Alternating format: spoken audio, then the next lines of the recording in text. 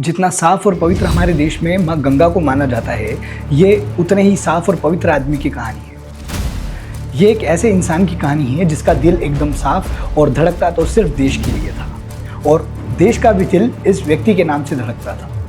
एक ऐसा व्यक्ति जिसने जय जवान जय किसान का नारा दिया और हमारे देश के स्वतंत्रता आंदोलन में बहुत ही इम्पोर्टेंट रोल प्ले किया।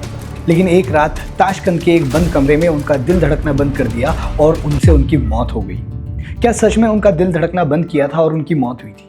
क्या यह डेथ नेचुरल थी या ये कोई साजिश थी? हेलो एवरीवन, मेरा नाम है प्रशांत पाटीदार और आप देख रहे हैं Dark Tales India by people. ये है भारत के दूसरे प्रधानमंत्री श्री लाल बहादुर शास्त्री जी की कहानी, और मैं हाईली रिकमेंड करूंगा कि अगर आप इंडिया से बिलोंग करते हो तो आपको ये वीडियो ज़रूर देखना चाहिए और आपको समझना चाहिए कि कैसे एक सिस्टम में इतनी साफ छवि वाले व्यक्ति की अचानक मौत हो जाती है और उसके बाद में कोई एक्शन नहीं लिया जाता। लेकिन हर बार की तरह कहानी को शुरू से शुरू करेंगे।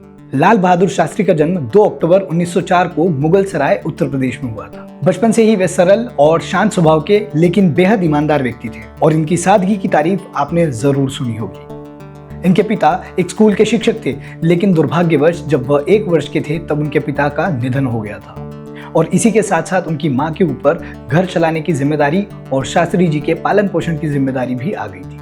वे बेहद गरीबी की स्थिति में रहे हैं, लेकिन मां राम दुलारी ने संस्कारों में और ईमानदारी में कभी कमी नहीं आने दी। लाल बहादुर शास्त्री को मां राम दुलारी के द्वारा हर रोज एक ईमानदारी और सत्यता का पाठ पढ़ाया जाता था, और उसी रास्ते पर हमारे प्यारे लाल बहादुर शास्त्री चल पड़े थे। और तो शास्त्री जी कई बार बिना चप्पल के भी स्कूल जाया करते थे, क्योंकि परिवार की स्थिति इतनी मजबूत नहीं थी कि वो चप्पल भी अफोर्ड कर सके। और उसी दौरान चल रहे थे देश के अंदर आज़ादी के लिए युद्ध। तभी उन्होंने 1921 में गांधी जी के साथ में असहयोग आंदोलन में भाग लिया, और इसी कारण से उन्हें जेल भी जाना पड़ा। लेकिन शास्त्री जी के इरादे इतने बुलंद थे कि वो जेल की सलाखें भी उनकी ईमानदारी और उनके इरादों को तोड़ न सकी। फिर 1947 में हमारा देश आज़ाद हुआ। उसके बाद में वह जवाहरलाल नेहरू के साथ जुड़े, और पहले तो ट्रांसपोर्ट मंत्री बने, फिर गृह मंत्री, और जब 1964 में नेहरू जी का निधन हुआ उसके बाद वह बने भारत के दूसरे प्रधानमंत्री।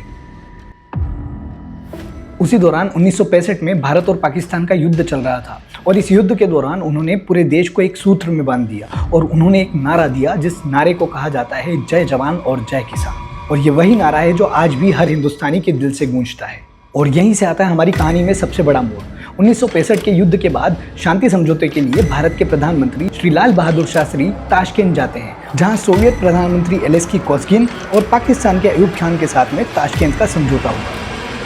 11 जनवरी 1966 की रात करीब 1 बजे खबर आती है, लाल बहादुर शास्त्री जी का हृदय गति रुकने से निधन हो गया है। पूरा देश सन्न रह गया था। एक ऐसा दिल जो सिर्फ देश के हित में धड़कता था, एक ऐसा शख्स जो सिर्फ देश हित में सोचता था, वो अब हमारे बीच नहीं रहा। पर इसी के साथ करोड़ों दिलों में यह सवाल भी उठ गया कि क्या ये डेथ नेचुरल थी या कोई साजिश।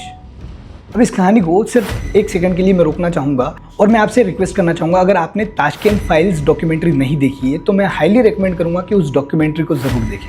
वो इतनी ईजिली मिलेगी नहीं, लेकिन अगर मिलती है so you must watch that documentary, जो कि बहुत ही कड़वी है और आपके दिमाग को हिलाकर रख देगी। Now coming back to our topic. जब लाल बहादुर शास्त्री जी के पार्थिव शरीर को भारत वापस लाया गया तब उनका चेहरा नीला पड़ गया था, उनके पेट पर सूजन थी, और ऐसा लग रहा था मानो उनकी मौत हार्ट अटैक से नहीं बल्कि किसी और कारण से हुई है। उनकी पत्नी ललिता शास्त्री ने कहा उनके शरीर पर नीले दाग थे जैसे जहर दिया गया। और इन सब में सबसे हैरान कर देने वाली बात कि उनका पोस्टमार्टम तक नहीं किया गया। क्या आप इमेजिन कर सकते हो कि किसी देश का प्रधानमंत्री अपने देश से बाहर गया है किसी समझौते के लिए, वहाँ उनकी मौत हो जाती है, और वापस जब उनको लाया जाता है उनके पार्थिव शरीर को, उनका पोस्टमार्टम तक नहीं किया जाता है। मतलब ये अपने आप में बहुत बड़ा सवाल उठाता है जिसका जवाब आज तक नहीं मिल पाया है। और इसी के साथ साथ कुछ सवाल और उठते हैं, जैसे शास्त्री जी ने ताशकंद में रात में दूध पिया था, तो वो दूध लाकर किसने दिया था? क्या उस दूध में जहर मिला हुआ था? और अगर जहर मिला हुआ भी था तो क्यों वहाँ पर डॉक्टर देरी से पहुँचे, और क्यों उसी रात उनका फ़ोन काम नहीं कर रहा था? ये सब कुछ एक बड़े सवाल की तरफ इशारा करते हैं कि कहीं सियासी दांव-पेच के तहत शास्त्री जी की मौत तो नहीं लिखी गई, या कारण इससे भी कुछ बड़ा था। लेकिन कुछ इतिहासकार ये भी कहते हैं कि शास्त्री जी ने ताशकंद समझौते में कुछ ऐसा लिख दिया था जो कि कुछ ताकतवर हुकूमत नहीं चाहती थी कि दुनिया तक पहुँचे, और इसीलिए ये सब कुछ प्लान किया गया। शास्त्री जी की मौत को आज इतने साल हो चुके हैं, लेकिन आज भी उनकी फाइलें लोगों से छुपाई जा रही हैं। जब आरटीआई दायर हुई तब जवाब मिला, इन दस्तावेजों को सार्वजनिक करना भारत के विदेशी संबंधों को नुकसान पहुंचा सकता है। और आखिरी में बस यही कहना चाहूंगा कि कुछ सच इतने गहरे होते हैं कि देश दुनिया की तमाम पर्दे उसको छुपाने में लग जाते हैं, और शास्त्री जी की मौत भी उन्हीं में से एक थी। आपको क्या लगता है, शास्त्री जी की डेथ नेचुरल थी या फिर ये कोई सोची समझी साजिश थी? कमेंट बॉक्स में अपनी राय जरूर बताएं, और इसी तरह की और कमाल की वीडियोस देखने के लिए इस सब्सक्राइब बटन को प्रेस जरूर कर दें, और इस वीडियो को अपनी फ्रेंड्स, अपनी फैमिली के साथ भी शेयर जरूर करें। एट द एंड, मेरा नाम है प्रशांत और आप देख रहे हैं Dark Tales India by people.